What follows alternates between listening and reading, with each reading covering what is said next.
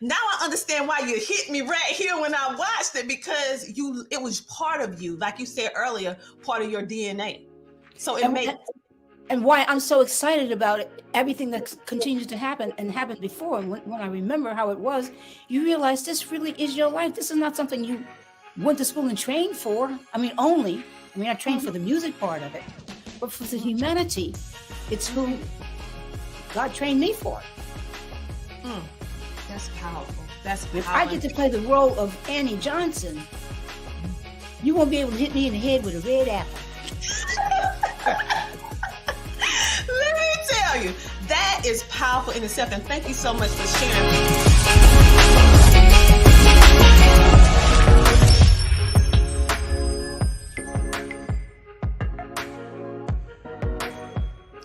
Hello, hello, everybody. Welcome to the Tina Ramsay Show. I am so excited to have today's featured guest, because when I think about making moves and breaking records, captivating audiences all over the world, of all backgrounds, today's featured guest, Melba Moore, is the definition of marvelous.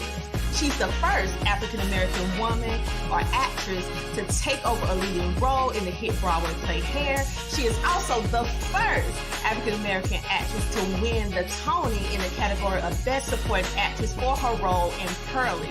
In addition, she's also the first African-American couple with the amazing Clifton Davis to have a network TV variety show called The Melba Moore and Clifton Davis Hourly on CBS.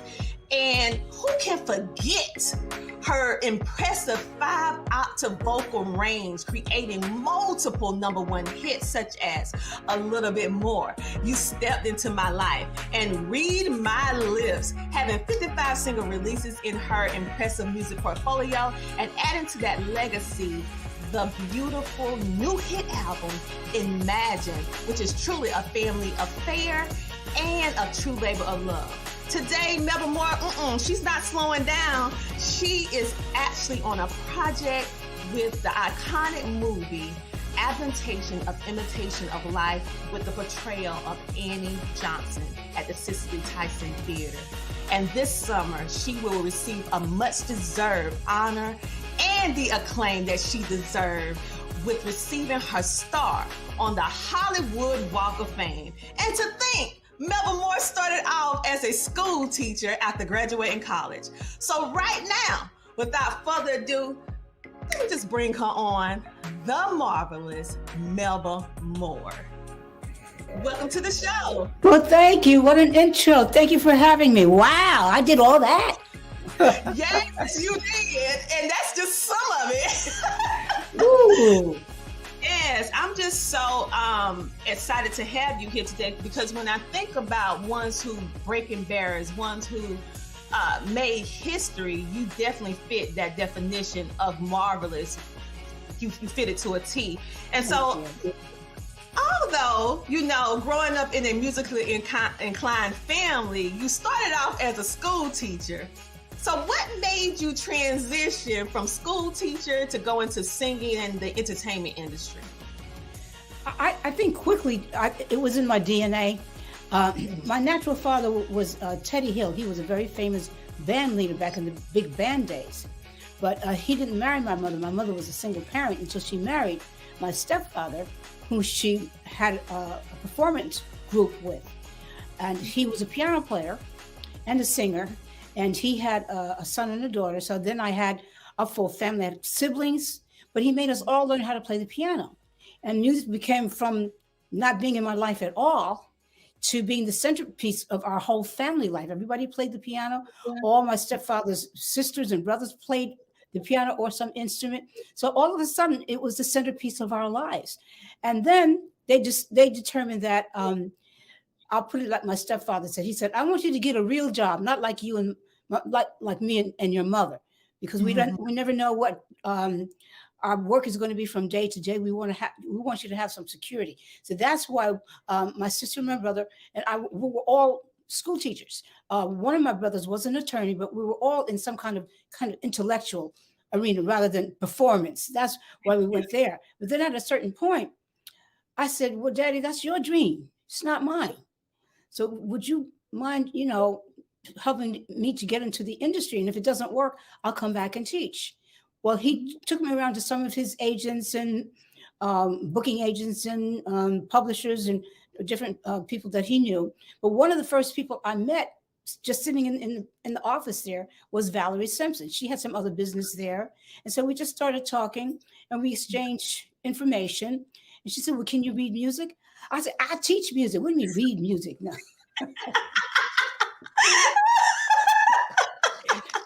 No, I said, yes, I do. But meeting her was my entree into the industry as a studio backup singer.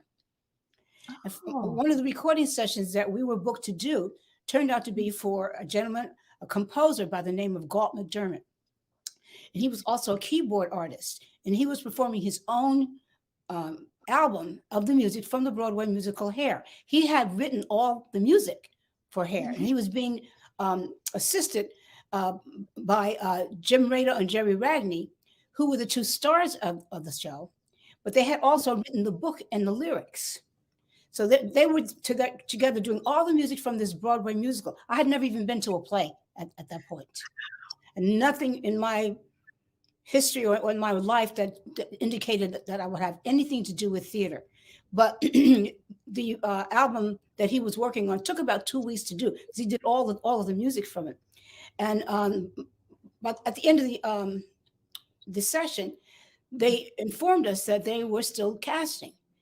And they basically liked the way we sang, and they were looking for strong singers. And what they promised was that if we wanted to, we could go down and sing for the producer and the director. And if we wanted to be in the play, they would make a place for us. So it was not really an audition. Or we were auditioning by singing the backup music, and they were looking for strong singers. But that's how I got my first Broadway show, which happened to turn out to be Hair.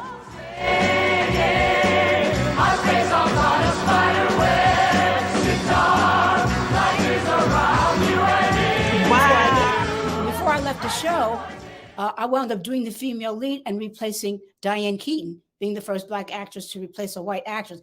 But it sounds like an accident, but you know there is a God. Yes. No accident.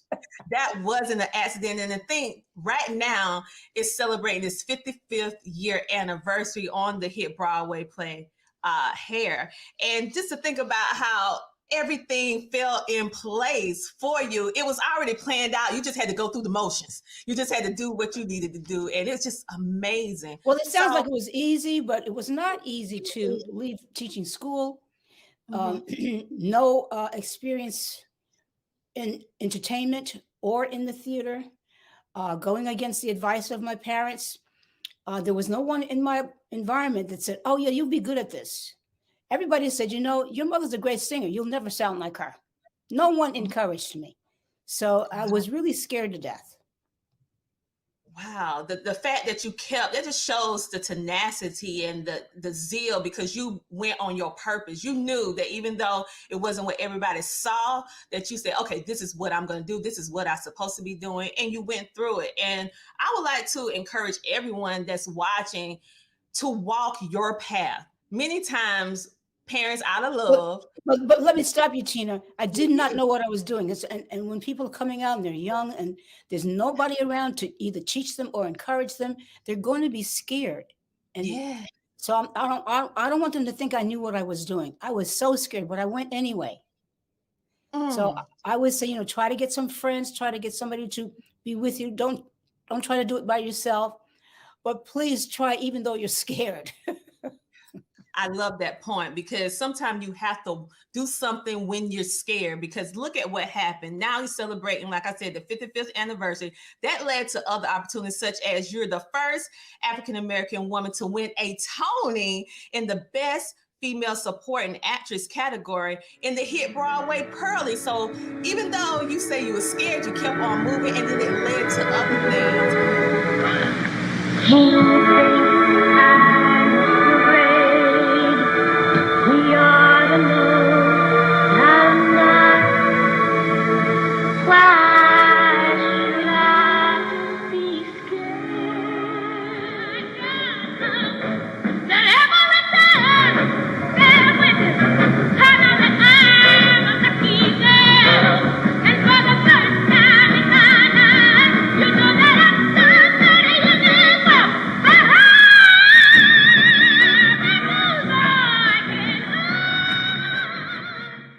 winner is Melissa Moore and Pearlie. Another more!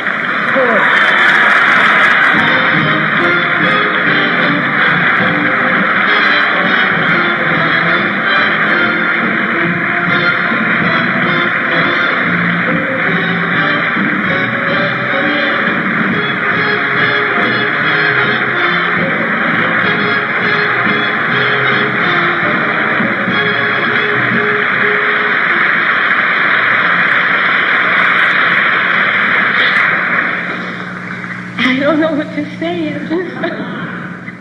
Just thank you. And I'm just like, wow, like what you was able to do despite of being, afraid. So how did it feel when you was doing all these things? You was afraid, but you still did it. And then you saw how it just opened up so many other opportunities for you.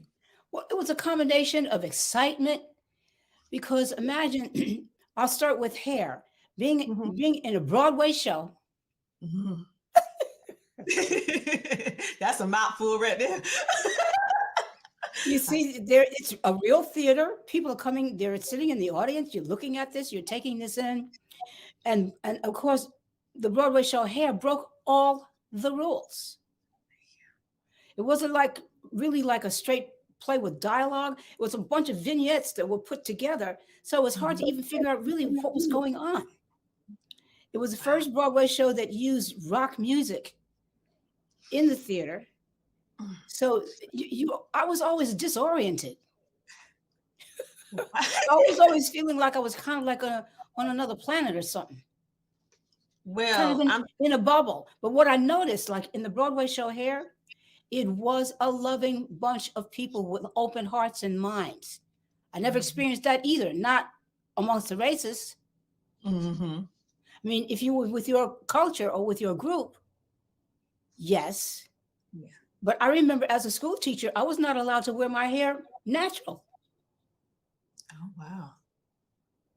Yes, I don't want you to think that this was just, a walk in the park. Oh, no, I don't think that, because with every... Not you don't, but I mean, the people listening to it, it's such a marvelous story. You think, oh, well, she just kind of floated through.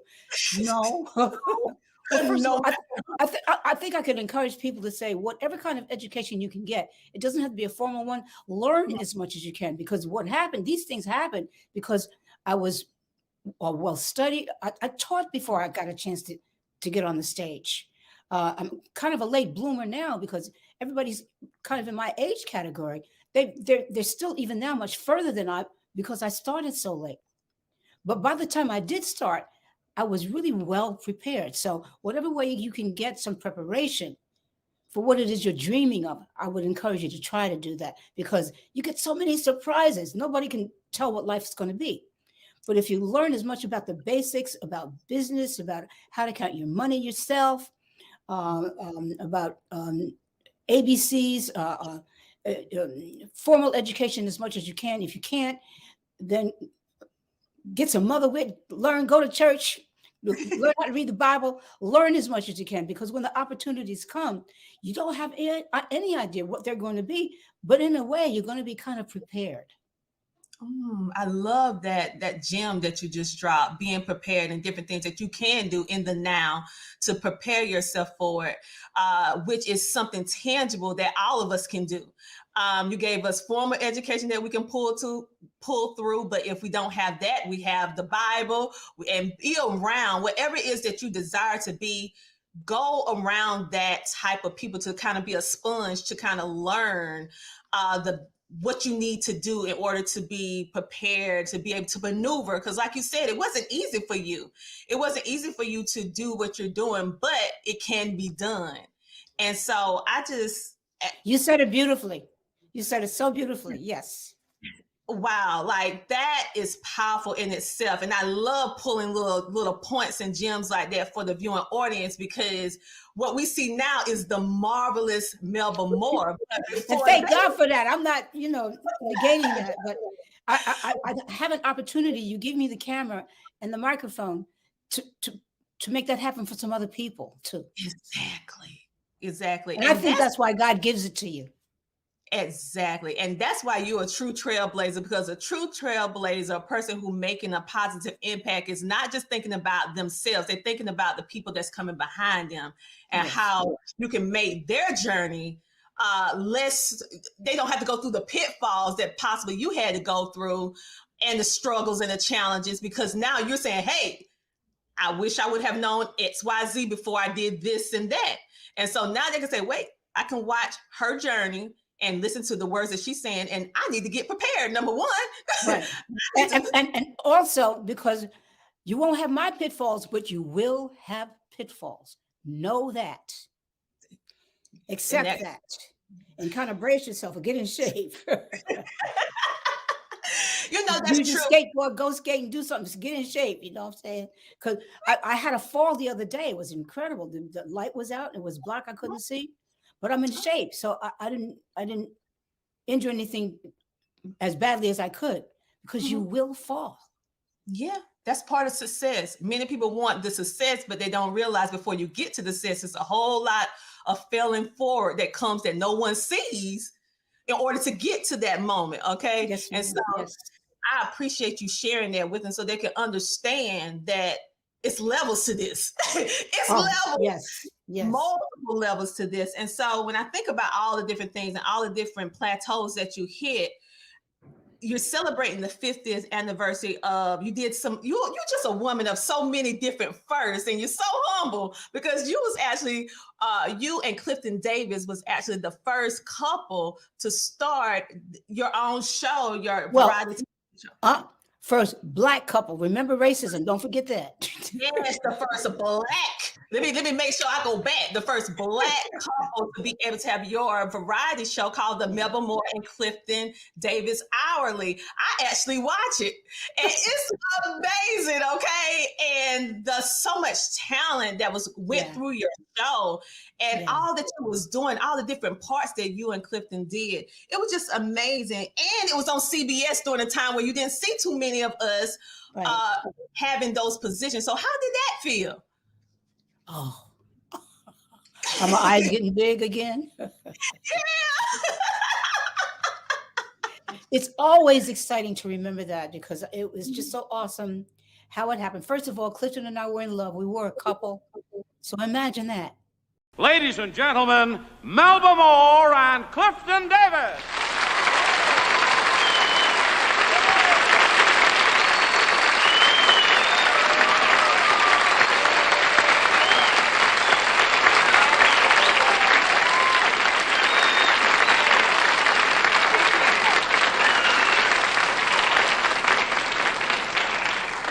Thank you, ladies and gentlemen, and welcome to our first show of the summer season. And I'd just like to say I can't really tell you how good it feels to be doing this show with my old lady. Well, I can tell you it makes me feel pretty great to be doing this show with my old man. Hey, how about a good luck kiss? Sure. Now, you call that a kiss? Yeah. That ain't no kiss. A kiss is something that goes wham, pow, you know? Makes your hands tremble and your legs go weak. My kiss didn't do this to you. Not that one. But what have you been doing, comparing my kisses to somebody else's? Oh, no, honey, I just... Well, if you have, I'm gonna give you a wham pow that'll make your legs go weak.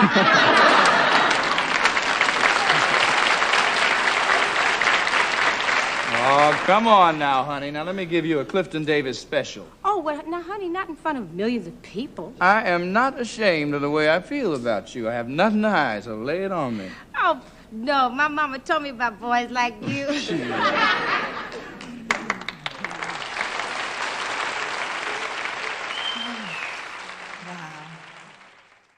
And everybody knows how gorgeous he still is. You too. What you talking about? What are you talking about? You too. Well, it was very, very, very difficult because we were both new in television and done that before. We were both new in theater. He was down the street.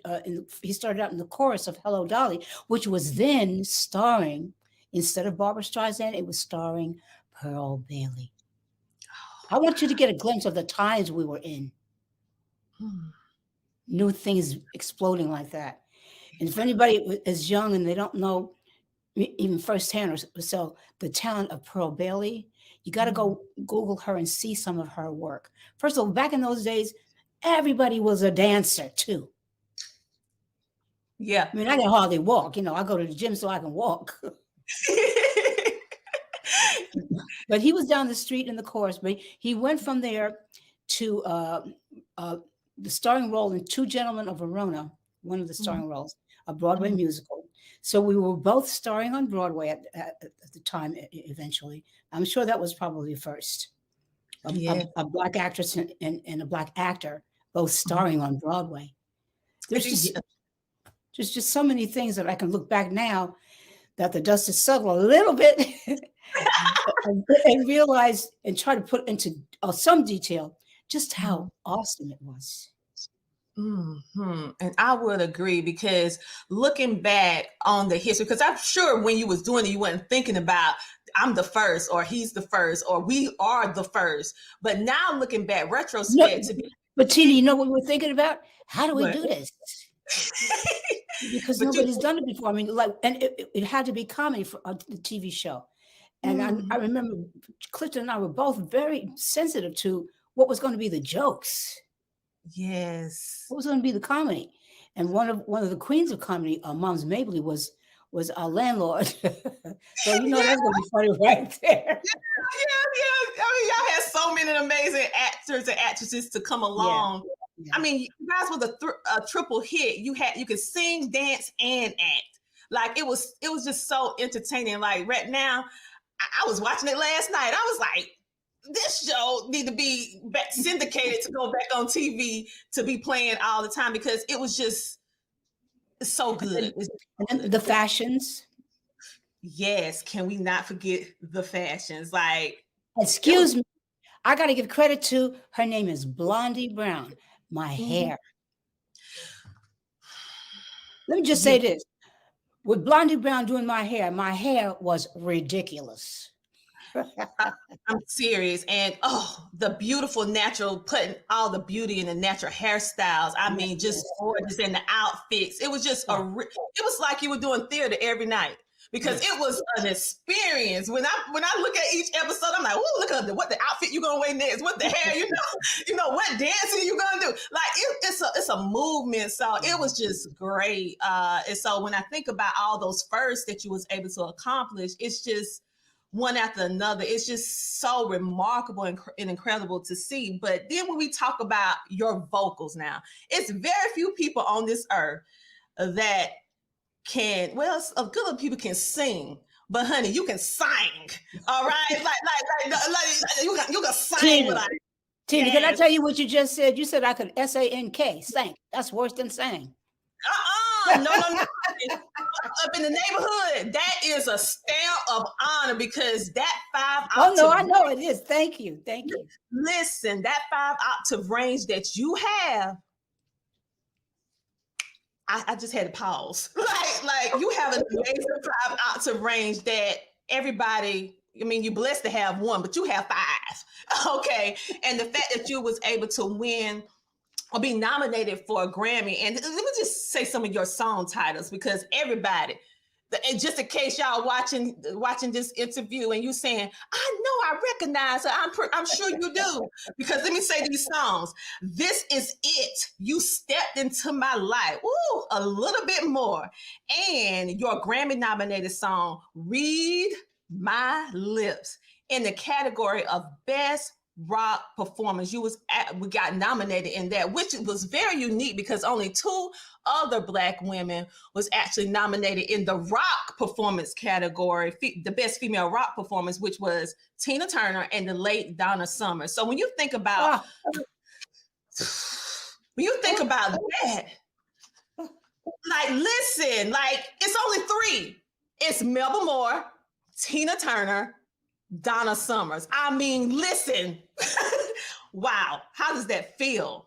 Well, I'll try to be nice and say I'm just honored to be in the same category. And everybody knows the work of Tina Turner. Everybody knows the work of Donna Summer. So, I'm not being show business. I mean, that's ridiculous to be in that category. And then, of course, it was the category of rock. It wasn't even R&B. Yes, rock. So, I mean, I'll just say I'm honored, but as you can see, I'm very explicitive. I'm explosive. I don't know. I'm just excited. I'm saying, and the fact that it was, like you said, it was rock. I mean, traditionally we'll know R&B, different stuff like that, but to be in a category like that, and it's just amazing to be Grammy nominated. So I love it. I listen to, like, I'm a fan myself. Just in case you didn't know, I know exactly who you are and what your portfolio brings to the table. I'm like, Thank you.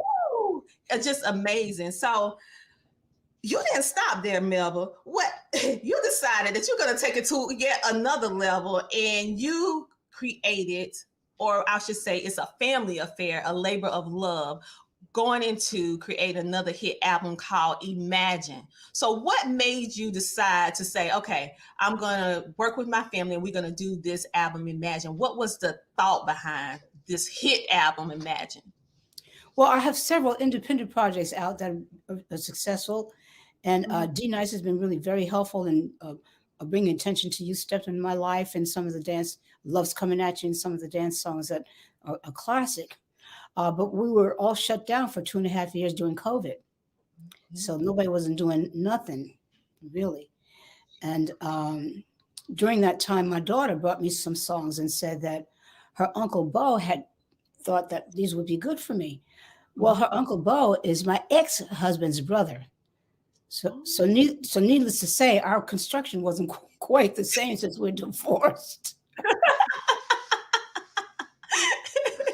But I listened to the songs, and she brought me over the period of 2 years. She brought me about 20 songs altogether. And so I listened to them all, and then eventually I said, okay, well, they're wonderful, but I don't even know if they're good for me. And now I'm listening for myself. I'm not listening with my A&R team. I'm not listening with somebody who's going to help me see the music from outside of me. Well, that's what I thought. Then I listened to the music. I said, well, wait a minute. Uncle Bo and his brother gave me all my hits. They know what's a hit for me. And so she says, well, Uncle Bo thinks you should start trying to go in the studio and see what comes out. So that's how it began. And I did one by one. And then she and her Uncle Bo and his brother, my ex-husband, listened to the listen to the music and put it into a sequence and gave it back to me to listen to. I said, that's wonderful. Who is it? Because really, it sounded beautiful. It sounded fresh. It sounded serene. It had a beautiful energy. But the music was different than I guess I was listening outside of myself. So it sounded different, but it sounded wonderful. And then my daughter said, "Ma, that's you." Yes. They had sequenced it and everything. Probably if I had sequenced it, I don't know, but they know how to do that. I never did that. They always did. So basically what I saw, I had my team back. Wow. Well, congratulations. So I said, okay, now what do we do? I said, because we don't have a label. We don't have, none of us are in the same positions that we were before. So after talking about it, we realized it was time to pass the baton on to her. You brought this to Ma. You see me in a different way. You see me in a way that they see me also. So this should be a family project because it could be a good professional project because everybody in it are experienced at having success, not just my success, except my daughter, Charlie, because she's new. So now it's her turn for us to counsel her and for us to tell you what only the next generation can tell you, how it is, what the organism is of now, and how you fit in and who you are now. Anyway, that's how it came about. I absolutely love it. And I have to talk about this topic here because you are on another project on the remarkable, iconic movie. We all can remember Imitations of Life, but this is the adaptation of the Imitation of Life. And you're going to be portraying the maid Annie. Oh, listen, I watched this movie. It brings tears to my eyes, but also it brings you back to that time, and it polarized what we're going through still in the now, which is the sad part about it. But how does it feel to be able to be doing that iconic role and putting the marvelous Melba on it? Well, in so many ways, I feel like God's hand is definitely on it because the role is of a maid. That's what I got a Tony Award for in Pearly, playing a maid. The other thing is because my mother was away all the time performing, I was raised by an orphan. She wasn't even raised by sharecroppers. She was shuffled from one family to the other, or from one farm to the other. And somehow she made her way up north and worked for families. And that's how my mother hired her. But I was imitating her when I was doing the role of the maid in Pearly. That's my point. Wow. So, I was so good, they thought I should have a Tony Award. They thought I was acting. You did deserve it. So I guess my point is that I feel, first of all, very comfortable. Yes. In the character, in the person of Annie Johnson. I feel like I know her person. That's who I was raised by. Someone whose only identity came forth when she was taking care of somebody else's identity. She's standing between the mother and the daughter, and she's saying, well, your mother means this. She means that. Your mother's not here. I take her place. You fill up the void of the family. That's what the nanny does. That's what the maid does. I feel like I know her spirit. Not so much just Annie Johnson, but that person. That's who I am, kind of. I hope that's why I still have my humility, Yeah, that's powerful that you actually was able to pull from your real life and your experiences to be able to convey Pearly for the Broadway play Pearly. That's why it was so believable and felt so real, because it was your life. I never knew that. And and you're giving me an opportunity to say that. And I'm so sure the people who commissioned me to do the role of Annie Johnson, they don't know that. Wow, that's powerful. So, but God knows it. Yeah, that's so. Why. Once again, I don't think it's not an accident. No, that's not an accident. But it is. It's extraordinarily unusual for someone to call, because right now I'm mainly known for singing, to invite me to do that role. I think it's extraordinary. It is extraordinary. To get the opportunity. It is. And the fact that you was able to pull, it was like your life was preparing you for these roles. Like, yes, you're saying it. It prepared you. Now I understand why you hit me right here when I watched it, because it was part of you, like you said earlier, part of your DNA. So and why I'm so excited about it, everything that continues to happen and happened before. And when I remember how it was, you realize this really is your life. This is not something you went to school and trained for. I trained for the music part of it, but for the humanity, it's who God trained me for. That's powerful. That's powerful. If I get to play the role of Annie Johnson, you won't be able to hit me in the head with a red apple. Let me tell you, that is powerful in itself. And thank you so much for sharing. But with all that being said, Melba, and I love to say marvelous because, honey, you earned that in the definition of marvelous. Even though you humble, I can brag on you. So this summer, you're actually going to receive one of the biggest honors that an actress, a singer, they look forward to. And some don't even get to achieve or even have this, but you, God's plan, you're going to be able to this summer be able to have your star on the Hollywood Walk of Fame. Yes. It's like everything is going full circle. So I know you're excited. Oh, absolutely. I don't really have proper words for it. I can just say this, having my nose to the grindstone and trying to figure out what's going on from step to step, and especially trying to figure out what is your life's purpose for. It never occurred to me to even dream of something like a Hollywood Walk of Fame. I didn't even get to that part yet.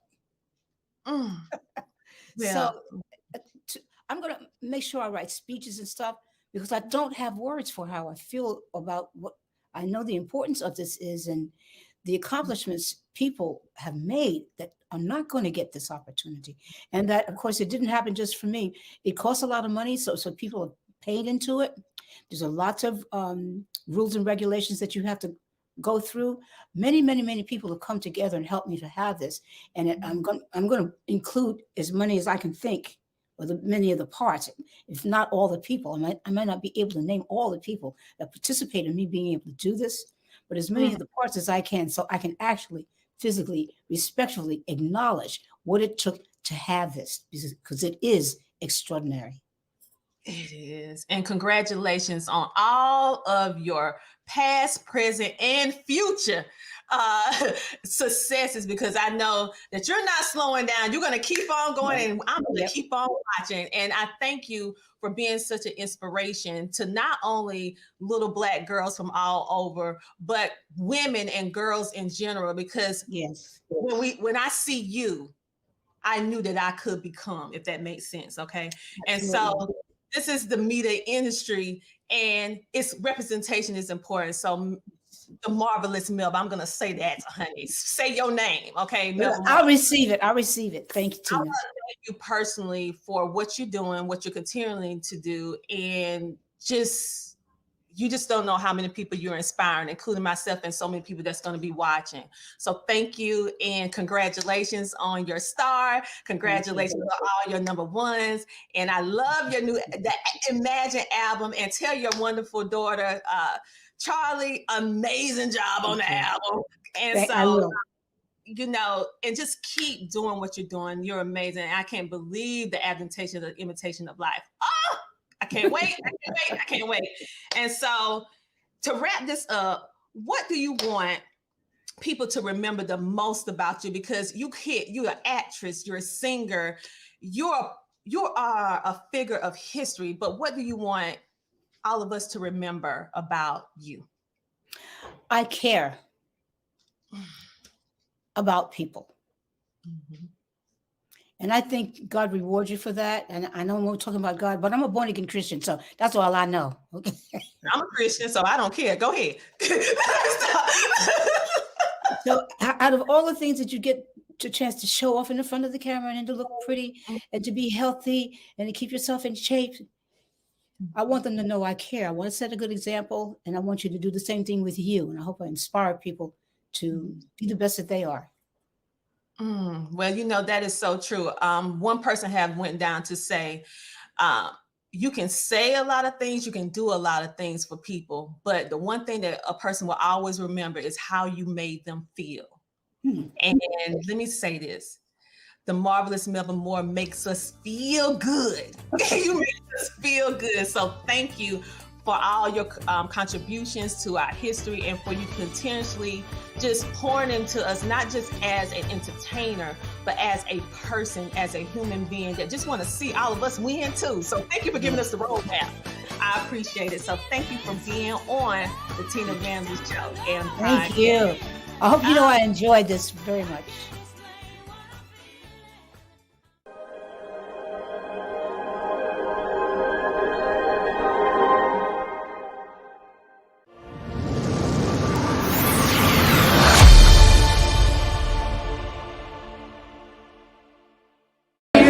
Thanks to her, my podcast. We got it. Reaching 350 million. They tuning in. CTR Media Network is now accepting new podcasters to join our growing network that's reaching 350 million global listeners. Have you heard?